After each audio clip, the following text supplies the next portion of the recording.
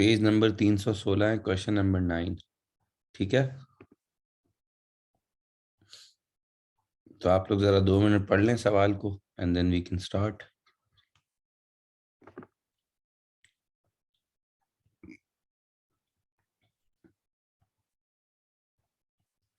Page number 316, question number 9।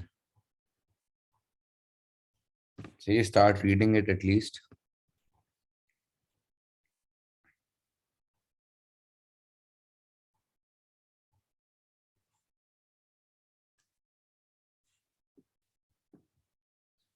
चलिए, I am giving you 2 minutes.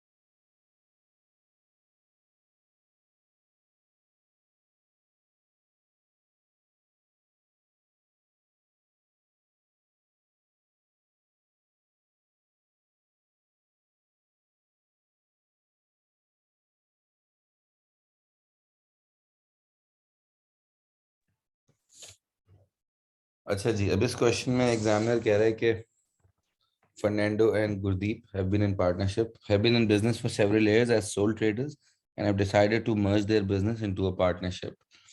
ठीक है, तो दो अलग अलग सोल ट्रेडर्स हैं इंडिविजुअल। ये इनकी दो अलग अलग स्टेटमेंट ऑफ फाइनेंशियल पोजीशंस हैं और इन्होंने डिसाइड किया कि अपना बिजनेस मर्ज कर रहे हैं। जब भी बिजनेस मर्ज करते हैं तो हमें क्या देखना होता है कि एक तो बिजनेस में क्या क्या इन्वेस्ट हो रहा है और वो रीवैल्यू हो रहा है या नहीं हो रहा है। तो जैसे यहाँ पे उन्होंने बताया हुआ है कि non current assets were valued at 10% higher than the book value. तो ये जो नॉन करंट एसेट्स हैं 60,000 के और 220,000 के, हम इनको बिजनेस में लेकर आएंगे बट एट हायर वैल्यूज। तो देख लेते हैं इसने आपसे क्या मांगा हुआ है। तो इसने आपसे पहले स्टेटमेंट ऑफ फाइनेंशियल पोजीशन मांगी है। ठीक है, तो जगह यहाँ पे कम है, आधी आधी बनानी पड़ेगी, तो मैं यहाँ पे बना लेता हूँ। सही है, तो हमें जब इनका SOFP बनाना होगा तो all we have to do here is, ठीक है, तो you start with non current assets. अब नॉन करंट एसेट्स, क्योंकि दोनों के नॉन करंट एसेट्स इन्वेस्ट हो रहे हैं, you can see here clearly, एक के 60 हैं और एक के 220 हैं, but they are being revalued upwards. Revalued upwards का क्या मतलब है कि हम उसकी वैल्यू को इंक्रीज कर रहे हैं। तो अब एनी आइडिया हम अपनी बैलेंस शीट में कितना लिखेंगे, कोई बता सकता है आप में से?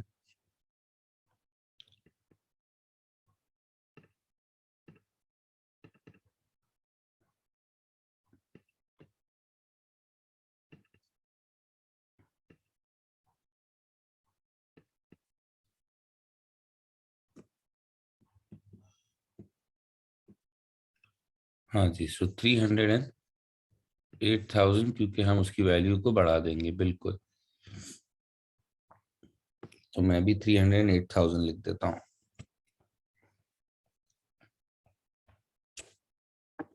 सही है, उसके बाद जो करंट एसेट्स हैं, करंट एसेट्स में देख लेते हैं कि इन्वेंट्रीज का क्या करना है।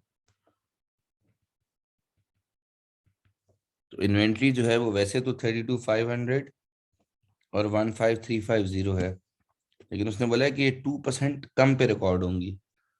तो 2% कम पे रिकॉर्ड होंगी का क्या मतलब हुआ कि दोनों को 2% कम कर दो, तो उससे क्या वैल्यू आती है। अगर आप इन दोनों को 2% कम कर दें तो क्या वैल्यू आएगी, आप लोग ही बताओगे, कैलकुलेटर नहीं है। 46893, ठीक है, 46893। उसके बाद बेटा जो ट्रेड रिसीवेबल्स है उसमें वो आई थिंक कह रहा है कि आप अ, उनकी वैल्यू को 3% कम कर दें। एक मिनट सर, मैं आपसे एक चीज पूछना चाहता हूँ। जी जी नॉन करंट एसेट का नॉन नॉन करंट एसेट का 308,000 कैसे आया? क्योंकि इसका 66 होगा और इसका 232 होगा। ये नहीं 220, तो 280 नहीं हो जाएगा? 280,000। कैसे बेटा, वो कह रहे हैं ना 10% हायर। तो सॉरी। हाँ हाँ कोई मसला नहीं है, दिस शुड बी, ये हो जाएगा बेटा 242,000 और ये हो जाएगा 66,000, तो दोनों को मिला दो। सही है। Thank you. No problem. अच्छा अब ट्रेड रिसीवेबल्स का क्या करें? वो कह रहे हैं 3% कम होना चाहिए।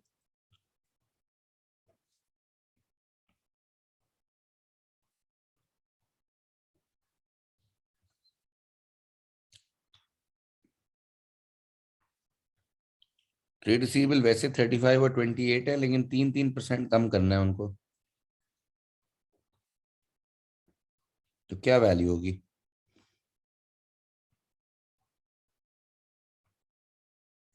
किधर हो यार आप लोग?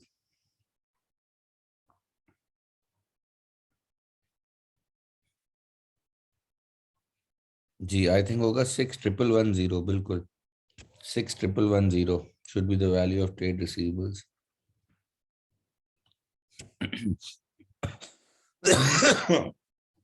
अच्छा कैश एंड कैश इक्विवेलेंट का क्या करें?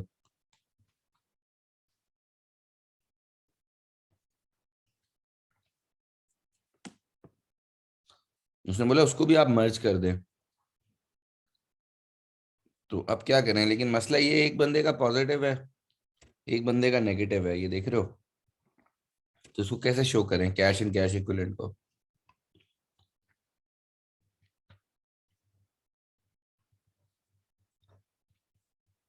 आई थिंक बस कंबाइन कर दो, एक का पॉजिटिव है एक का नेगेटिव है, लेकिन इसका ओवरऑल ओवरऑल इफेक्ट क्या है? पॉजिटिव है ना, तो हम यहाँ लिख सकते हैं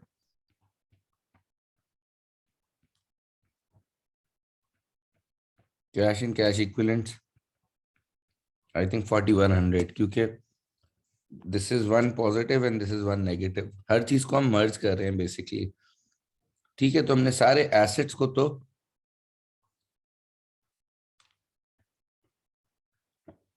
बेटा पहली पहली लाइन ही ये लिखी हुई है। अरे 3% कम किया है ना मलिया, क्या हो गया आप लोगों को? ये 35,000 है इसकी वैल्यू रिसीवेबल्स की, और दूसरे की रिसीवेबल्स 28,000 है। मैंने सिर्फ 3% कम करके लिख दिया, वो भी मैंने नहीं किया, इन लोगों ने बताया मुझे।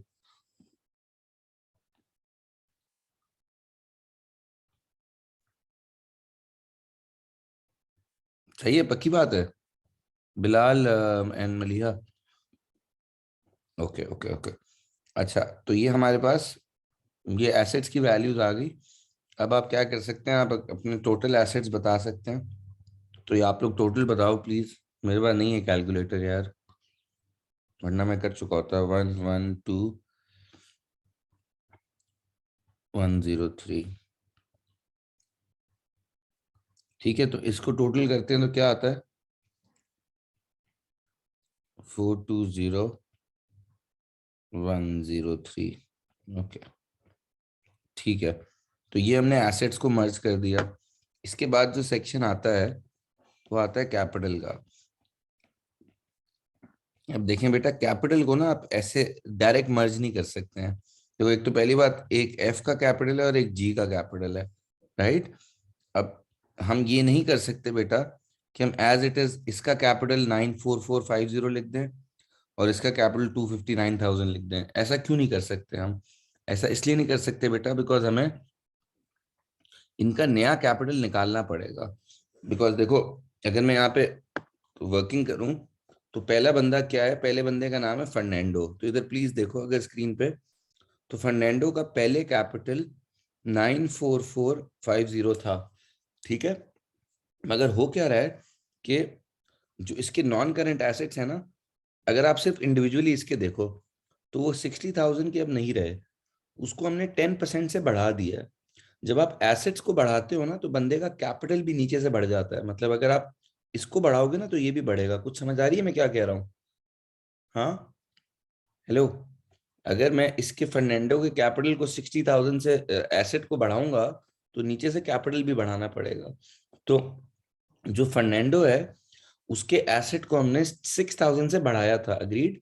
तो बेटा इस वजह से मैं इसके कैपिटल में 6,000 प्लस कर सकता हूँ, क्योंकि मैंने इसके कैपिटल को 6,000 से बढ़ाया है।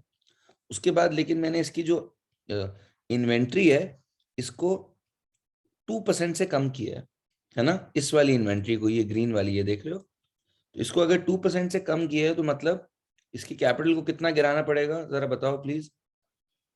अगर इन्वेंट्री को 2% से कम करूंगा तो इसके कैपिटल को कितने से गिराऊंगा?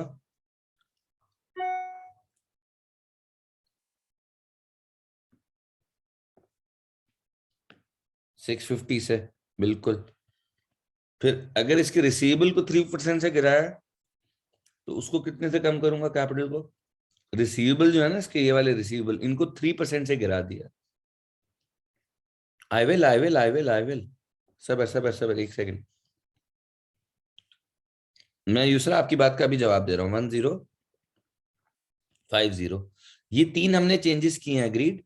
एक तो जो उसका पुराना कैपिटल था उसमें मैंने नॉन करंट एसेट को बढ़ाया, रिसीव इन्वेंट्री को कम किया, रिसीवेबल को कम किया, ठीक है। उसके बाद आपको आखिरी चीज करनी होती है गुडविल एडजस्टमेंट।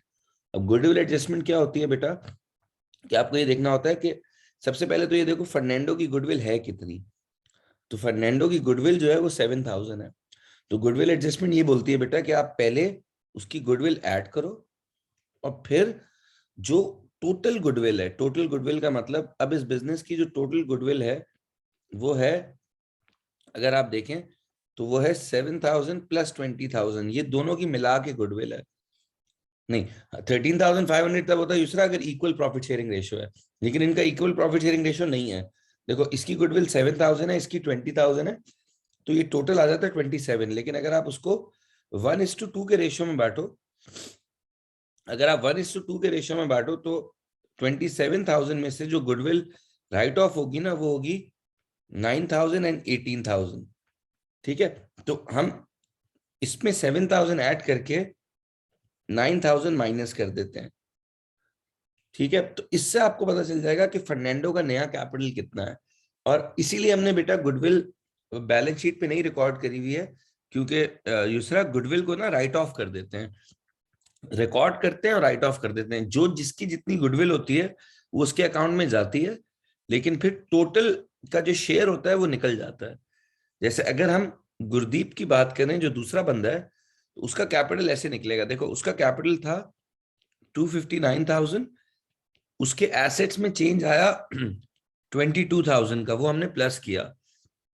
लेकिन उसकी इन्वेंट्री को हमने 307 से राइट ऑफ किया है, 840 से हमने उसकी व्हाट यू कॉल रिसीवेबल्स को राइट ऑफ किया है, और इसके अकाउंट से हम 18,000 माइनस करेंगे पहले। लेकिन हम इसके अकाउंट में 20,000 ऐड करेंगे और फिर 18,000 माइनस करेंगे।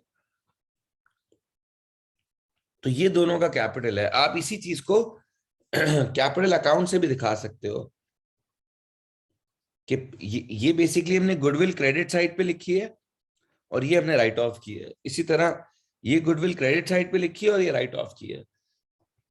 इसीलिए बैलेंस शीट पे भी गुडविल को नहीं दिखाया गया। बिल्कुल। तो एक बंदे का कैपिटल आता है 96,750 और दूसरे बंदे का कैपिटल आता है 281,853, ठीक है। तो अब इसको हम लेके जा सकते हैं अपनी बैलेंस शीट्स में।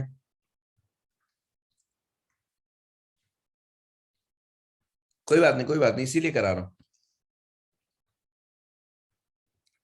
Okay, so this is 96,750 and this is 281,853। सही है, ये दोनों के कैपिटल आ गए, विच इज बिल्कुल उस्मान 378,603। फिर आ जाएंगी लाइबिलिटीज।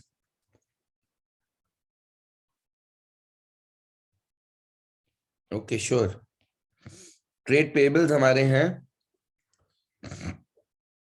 दोनों को अगर आप कंबाइन करें तो ट्रेड पेबल्स होंगे 23,000 एंड 18,500, और अगर आप इसको ऐड करते हैं तो I think you will get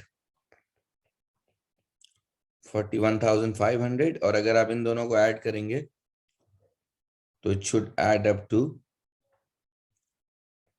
420,103।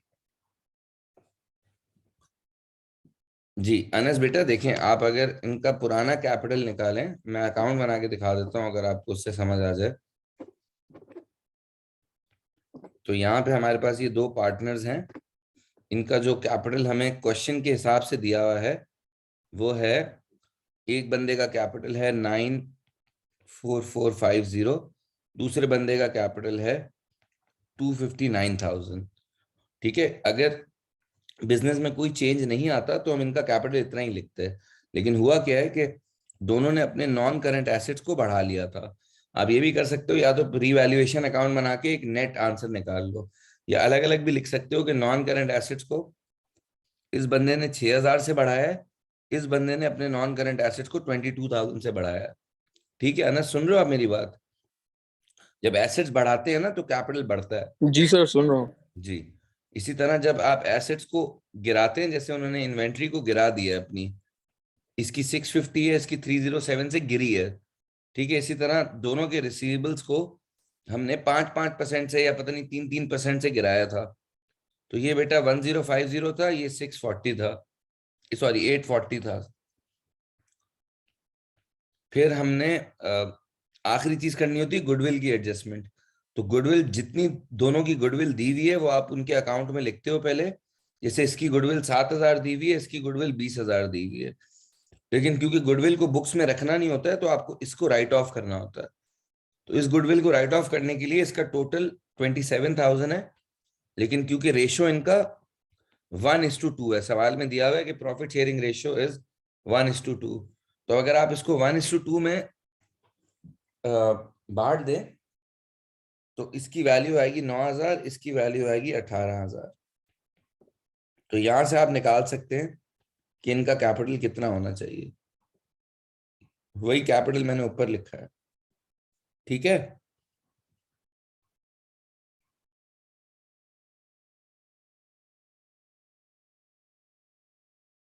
चलो तो इसका अगला पार्ट करते हैं प्लीज। हमने इनकी एसओएफ तो बना ली है, राइट?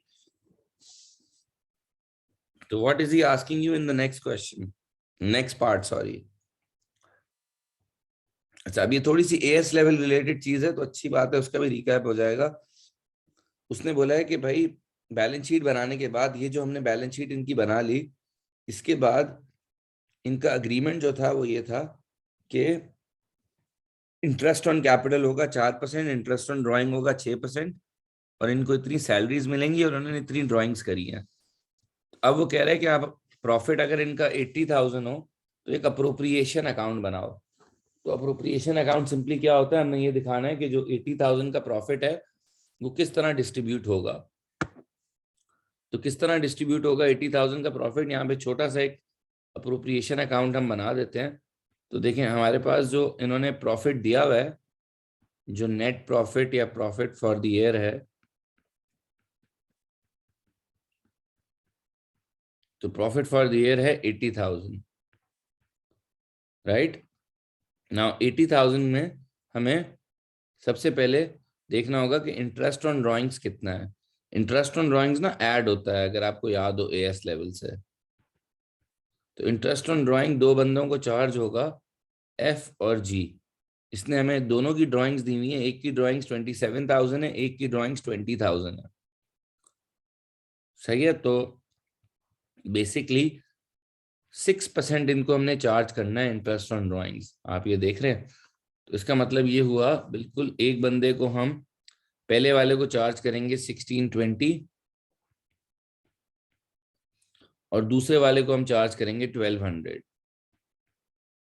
सही है, तो ये हो जाएगा 2820। उसके बाद इंटरेस्ट ऑन कैपिटल को हमें माइनस करना होता है। अब इंटरेस्ट ऑन कैपिटल जो है वो हमने इनके कैपिटल निकाले हैं, तो पुराने वाला कैपिटल यूज करूं नया वाला?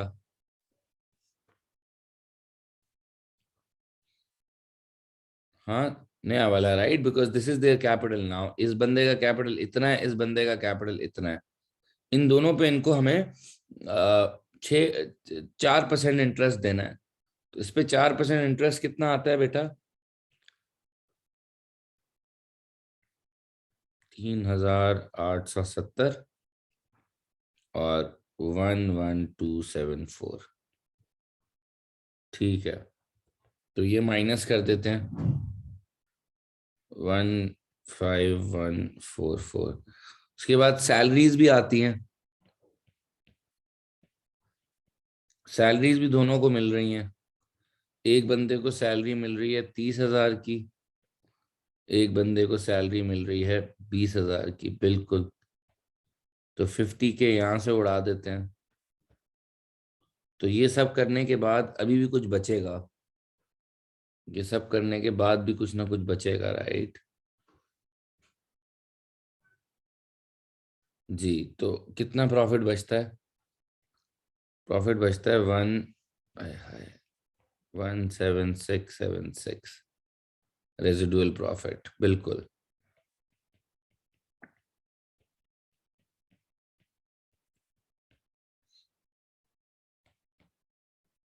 And now you need to simply divide it in the ratio of 1:2. Okay, don't divide it equally, in the ratio of 1:2.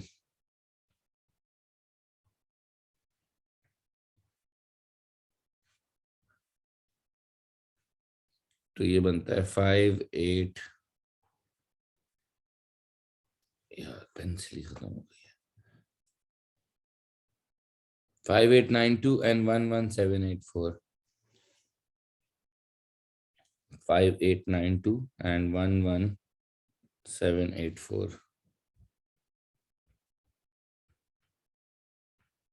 तो या दैट्स अबाउट इट। ड्राइंग्स को नहीं डालते हैं प्लीज, हाँ। ड्राइंग्स सिर्फ इसलिए दी थी उसने ताकि आप इंटरेस्ट निकाल सको। ओके, अगर करंट अकाउंट बना रहे होते, अगर वो बोलता करंट अकाउंट बनाओ, बोल सकता था, इसमें वैसे नहीं बोला हुआ, अगर वो बोलता करंट अकाउंट बनाओ तो आता है सबको बनाना। इसमें करंट अकाउंट का बैलेंस ब्रॉट डाउन कितना होता है, कोई बता सकता है? अगर इस सवाल में करंट अकाउंट बनाने होते दोनों पार्टनर्स के, तो उसका बैलेंस ब्रॉट डाउन क्या होता? Can anyone tell me? If we were to make current accounts, what would be the balance brought down? The answer is 0, क्योंकि the partnership has just started. ये पहला साल है बिजनेस का। तो सीडी तो होता है करंट अकाउंट का, लेकिन बीडी नहीं होता कोई, बिकॉज ये बिजनेस अभी स्टार्ट हुआ है एक तरीके से। खैर, मांगा नहीं है उसने, सिर्फ अप्रोप्रिएशन मांगा है, बट मैं तो आपसे वैसे ही पूछ रहा था। ठीक है, आगे बढ़ते हैं। आगे क्या पूछ रहा है वो हमसे?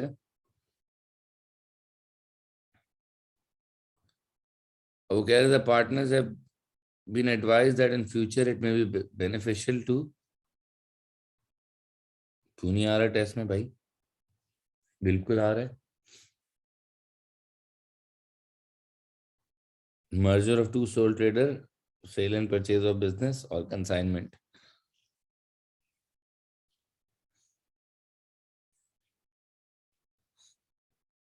Okay, so यहाँ पे वो कह रहा है the partners have agreed, had been advised in future it may be beneficial to incorporate their business।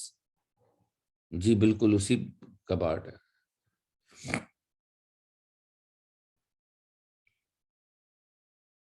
नहीं, वी डिडंट, वो नहीं आता ही नहीं है, वो सिलेबस में नहीं आता, डोंट वरी अबाउट दैट। अच्छा, तो वो कह रहा है भाई what is meant by the term, हाँ नहीं आता है। The partners have been advised that in future it may be beneficial to incorporate their business। Incorporate business, incorporate करने का मतलब होता है कि आप अपने बिजनेस को कन्वर्ट कर लें into a company. Okay, so that's all it means। Incorporation means making your business a limited company.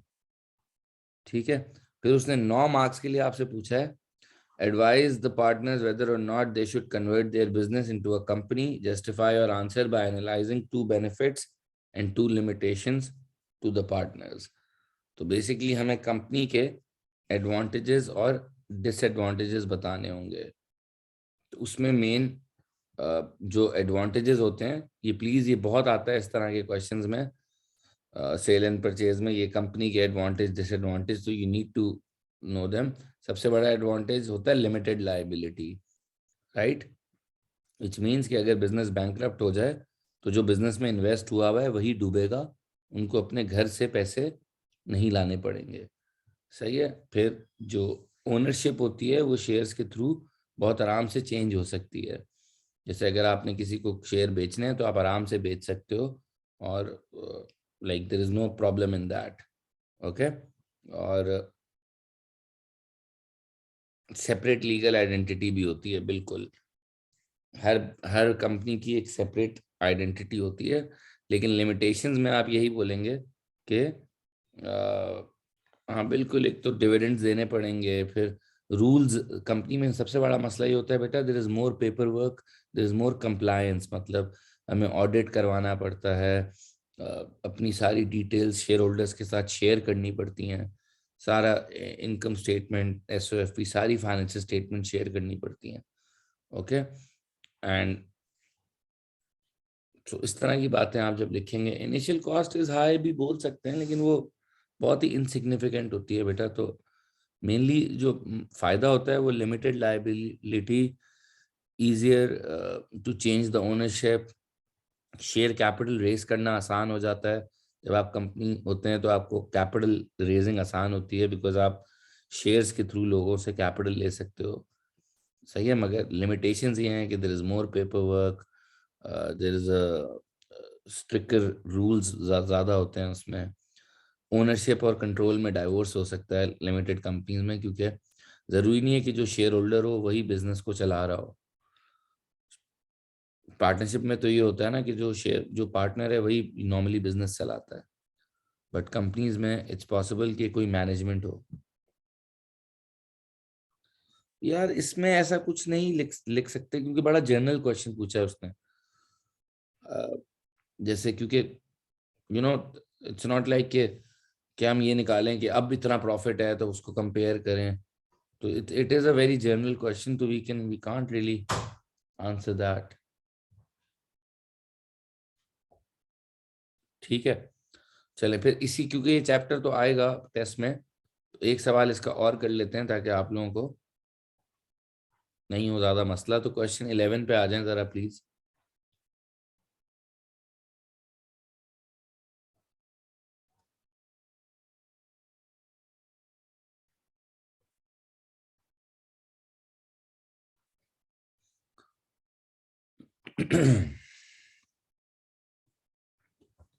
Okay जी, सो इन क्वेश्चन 11, ये भी मर्जर का ही सवाल है। तो यहाँ पे बोल रहा है वो Jenny and Thomas are two sole traders. आप जरा 2 मिनट इसको पढ़ें। अब इसमें वो बैलेंस शीट से पहले कैपिटल अकाउंट मांग रहा है, तो कोई मसला नहीं, हम कैपिटल अकाउंट बना सकते हैं। हमें वैसे भी बैलेंस शीट के लिए भी कैपिटल की कैलकुलेशन करनी होती है, राइट। तो अभी पहले कर लेते हैं। तो इधर वो कह रहा है Jenny and Thomas are two sole traders, their statement of financial position at 31 March 2019 were as follows. और इसने हमें नॉन करंट एसेट्स और वही सब उसी तरह दिया हुआ है। अब लिखा हुआ है बिलाल, ये देख ले, Bilal Bawani, they agreed to merge their two businesses into a partnership with effect from 1st April। Okay, the terms of merger were as follows, और ये उसने हमें बता दिया है। अब वो कह रहे रिवाइज कैपिटल अकाउंट्स बनाओ। तो क्योंकि आपको रिवाइज कैपिटल अकाउंट्स बनाने हैं, तो उसमें हमें रिवाइज कैपिटल अकाउंट्स के लिए क्या करना होगा, पहले बैलेंस ब्रॉट डाउन दिखाना पड़ेगा, राइट। तो अब आप ये कंबाइंड भी बना सकते हैं, अलग अलग भी बना सकते हैं। कंबाइंड बना लेते हैं, टाइम बचेगा। ठीक है, तो ये इनके नाम क्या हैं,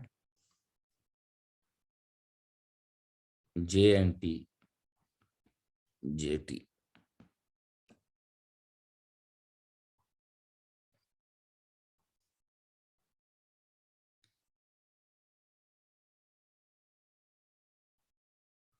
ठीक है, तो सबसे पहले balance brought down,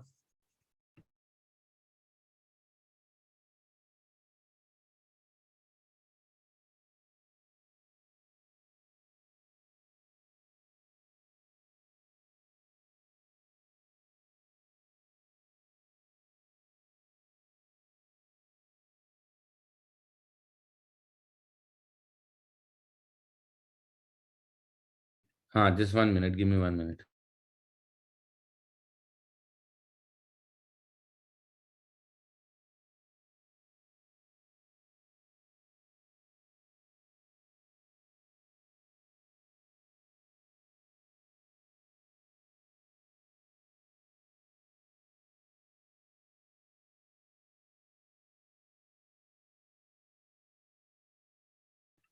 Yeah, sorry. So it's 170,000 and 100,000, right? 170,000 and 100,000, okay. अब क्या करें, अब वो कह रहे हैं नॉन करंट एसेट जो है उसकी वैल्यू हैड इंक्रीज बाय 10%। तो अगर नॉन करंट एसेट्स की वैल्यू इंक्रीज हुई है तो हम इधर लिख सकते हैं नॉन करंट एसेट्स, नहीं 165 एंड 99 क्यों? अच्छा वो तो उस तरह होगा ना, बट दूसरा इधर कैपिटल अकाउंट के अंदर तो हम उसका सिर्फ चेंज डालेंगे ना बेटा। वो तो आपकी बात सही है, अब इसका 165 हो गया, इसका 99 हो गया, बट अगर आप कैपिटल अकाउंट्स बना रही हो तो अभी तो आपको पहले ये देखना है ना कि कितने से इंक्रीज हुआ है। तो यहाँ पे 15,000 आएगा, है ना, और यहाँ पे 9,000 आएगा। अग्रीड? या फिर इन्वेंट्री 27,000 जेनी की है, 10,000 थॉमस की है। तो और इधर कितनी थी, इसकी 27,500 थी, इसकी 11,000 थी। तो बेसिकली इन्वेंट्री जो है वो हमने एक बंदे की 500 से गिराई है और दूसरे बंदे की इन्वेंट्री हमने 1,000 से गिराई है। ऐसा ही है?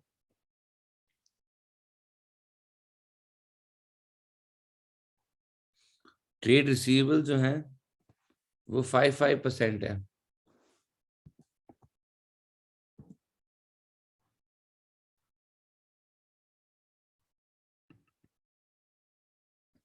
तो 5% कितना बनता है जरा बताओ मुझे प्लीज।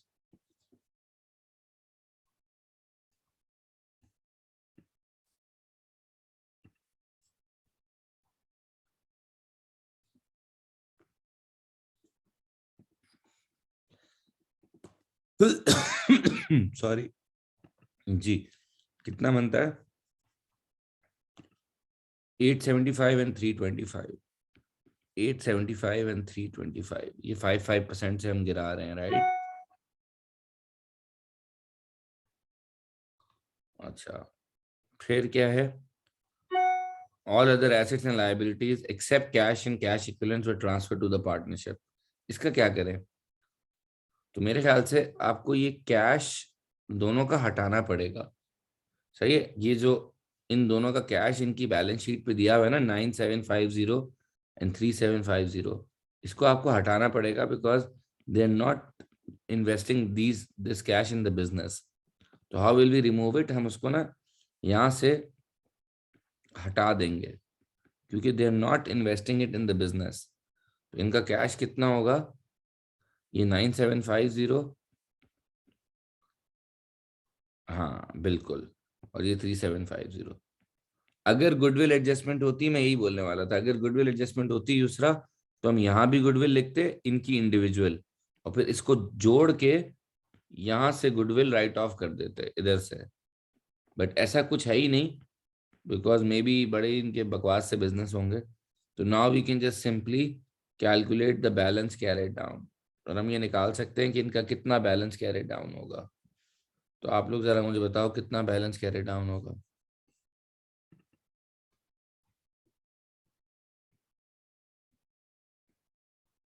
जी, इसका होगा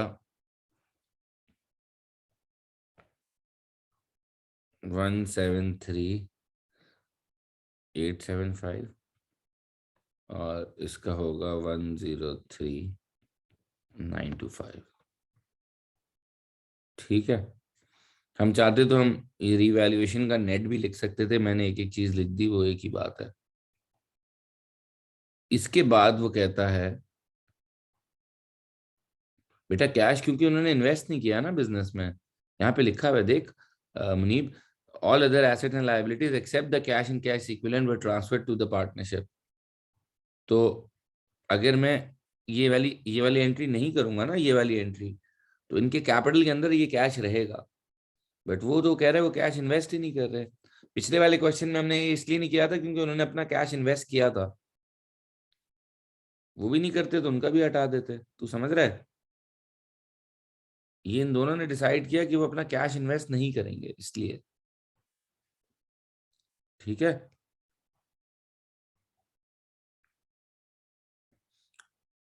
अच्छा ये उसने जबरदस्त बात करी है कि अब वो कह रहा है कि the new partnership commence on 1 April and the total opening capital was 360,000 in the ratio of 2:1.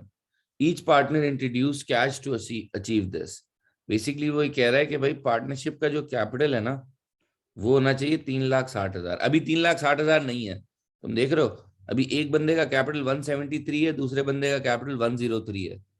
ये दोनों चाह रहे हैं कि ये कैपिटल जो है ना इन दोनों के, ये मिल के 360 हो जाए। सही है, 360 हो जाए, जिसमें से आई थिंक 240,000 होना चाहिए जेनी का और 120,000 होना चाहिए थॉमस का। सही है, ये इनको चाहिए, ये अचीव करना चाह रहे हैं कि एक बंदे का जेनी का कैपिटल 240 हो जाए और थॉमस का 120 हो जाए। और आपने अभी ऊपर निकाला था कि जेनी का कैपिटल जो है ना वो तो सिर्फ 173,875 है और थॉमस का 103,925 है। तो अब वो पूछ रहा है कि ये कितने पैसे डालेंगे बिजनेस में। दोनों पार्टनर्स को ना पैसा इन्वेस्ट करना चाहिए पड़ेगा, ये this is what they want, this is what they have. इनका अभी जो कैपिटल है वो एक बंदे का, या एग्जैक्टली देखें, इसका जेनी का कैपिटल अभी बेटा 173,875 है, थॉमस का कैपिटल अभी 103,925 है। लेकिन इनकी ख्वाहिश ये है कि यहां से यहां चले जाएं दोनों। तो इन दोनों को कितना पैसा डालना पड़ेगा बिजनेस में? Can you tell me how much will Jenny invest? So Jenny will invest 66,125, बिल्कुल। And then Thomas will also invest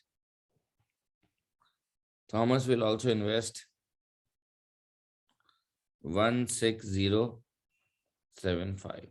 ये दोनों बिजनेस में इन्वेस्टमेंट करेंगे ताकि इनका कैपिटल बढ़ जाए। और अब वो कह रहा है बैलेंस शीट बना लो इनकी। तो जो वैसे शुरू में करना होता था वो अब करना है, क्योंकि इसने कैपिटल में थोड़ा सा ये मस्ती कराई है। बट अदर देन दैट, अगर अब आपको बैलेंस शीट बनानी हो तो it's very simple, all you have to do is, आपके पास नॉन करंट एसेट्स दोनों के हैं, दोनों के जो नॉन करंट एसेट्स हैं आप बढ़ा के लिखोगे।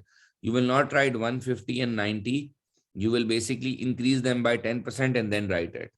तो अगर हम इंक्रीज करते हैं 10% से, तो अब इनके नॉन करंट एसेट जो हैं वो मेरे ख्याल से बन जाएंगे 264,000। क्या ख्याल है?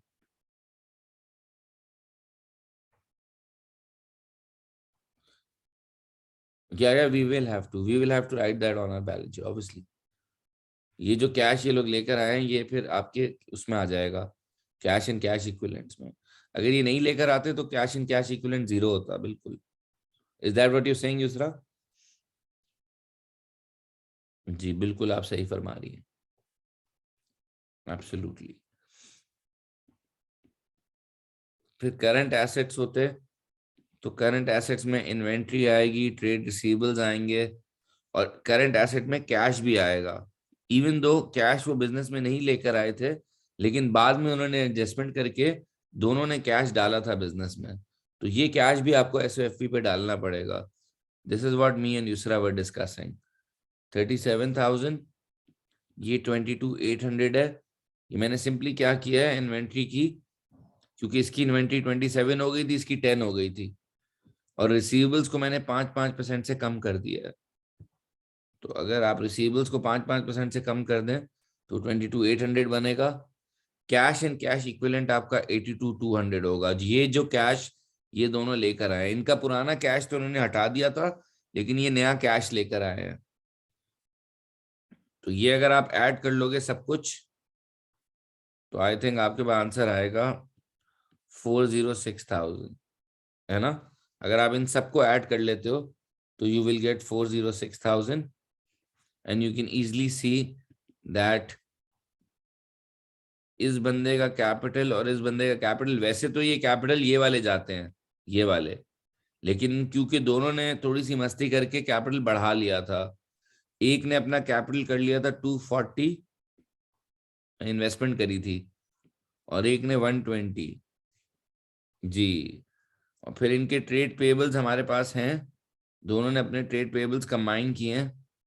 एक के आई थिंक 34,750 है, एक के 11,250 है।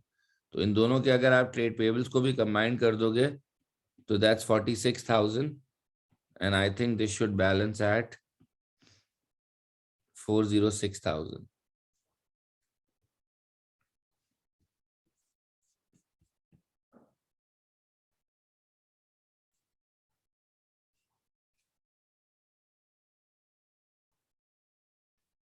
सही है। तो दिस वाज सिंपल। आखिरी पार्ट है, और वो कह रहे हैं the partners have agreed to take equal salaries of 10,000 per annum. The residual profit were to be shared in the ratio of 2:1 respectively. It is expected that profit before appropriation for the first year of trading will give a return of 13.5% on the total opening capital balances.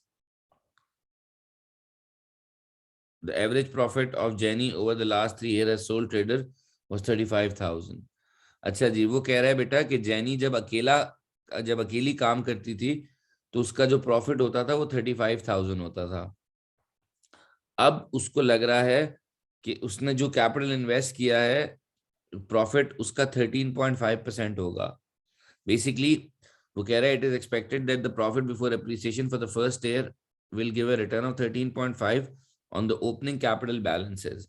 आप लोग ये मानते हो बेटा कि इस business का जो ओपनिंग कैपिटल है टोटल, अगर मैं बात करूं, तो आप लोग ये मानते हो कि इस बिजनेस का ओपनिंग कैपिटल 360,000 है? ये सब मानते हो, राइट? तो अगर इस बिजनेस का ओपनिंग कैपिटल 360,000 है बेटा, तो आप मुझे बताओ इसका 13.5% कितना होता है। मैं वैसे ही पूछ रहा हूँ ताकि मुझे ये पता चल जाए कि इस पार्टनरशिप को प्रॉफिट कितना होगा। तो 360,000 का 13.5%, कैन एनीवन टेल मी कितना होता है?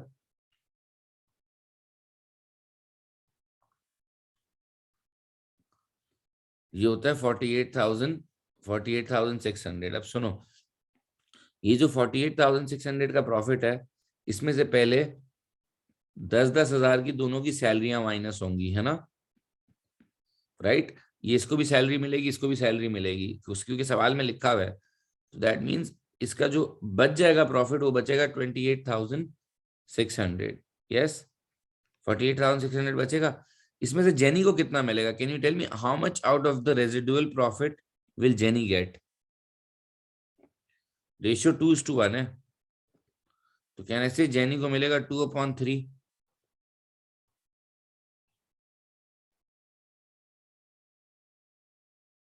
या so Jenny will get how much? $19,067, right? Total Jenny को कितना मिल रहा है? कोई मुझे बता सकता है जेनी को टोटल कितना मिल रहा है? एक तो जेनी को ये शेयर ऑफ प्रॉफिट मिल रहा है, फिर जेनी को सैलरी भी तो मिलती है। तो मैं ये कह रहा हूं कि jenny is total, in total jenny is earning I think 29,067। क्या ख्याल है? That's how much jenny is earning after the partnership is formed. And before the partnership was formed, jenny कितने पैसे कमा रही थी जब वो अकेली थी? जब जेनी अकेली थी तो वो कितने पैसे कमाती थी? 35,000। तो आप मुझे बताएं कि जेनी को क्या फायदा, नुकसान क्या हुआ?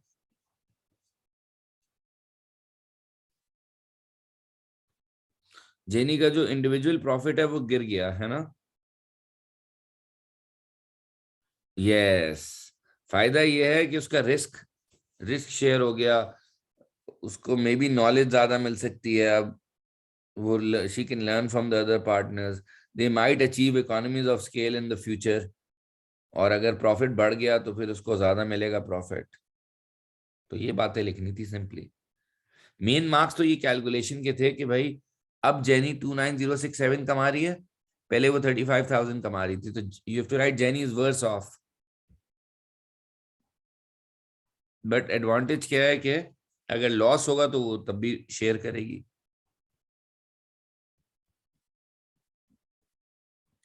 ठीक है बॉस, चलें कल मिलते हैं इंशाल्लाह।